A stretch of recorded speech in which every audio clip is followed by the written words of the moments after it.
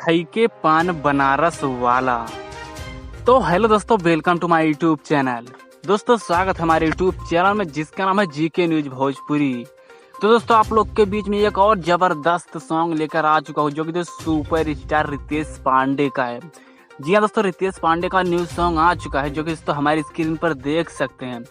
जो कि दोस्तों गाने का नाम है खई पान बनारस वाला, जो कि दोस्तों बॉलीवुड सॉन्ग का लेवल है, जो कि दोस्तों बवाल सॉन्ग मचाने वाला है आप लोग के बीच में।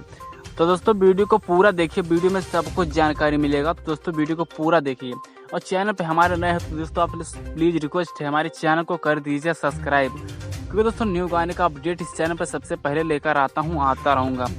तो दोस्तों आप लोग को बता दें गानों को कौन से चैनल पर रिलीज किया जाएगा, जो कि दोस्तों हम भोजपुरी यूट्यूब चैनल पर रिलीज किया जाएगा, जो कि दोस्तों बवाल ही मचाने वाला है सॉन्ग, जो कि दोस्तों आप लोग के बीच में जल्दी सॉन्ग ही आने वाला है।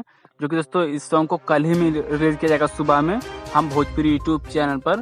तो दोस्तों गाना तो बहुत ही जबरदस्त होने वाला है, जो कि दोस्तों आप लोग के बीच में सुबह गाना आ जाएगा। तो दोस्तों चलिए दोस्तों मिलते हैं फिर और किसी नेक्स्ट वीडियो में।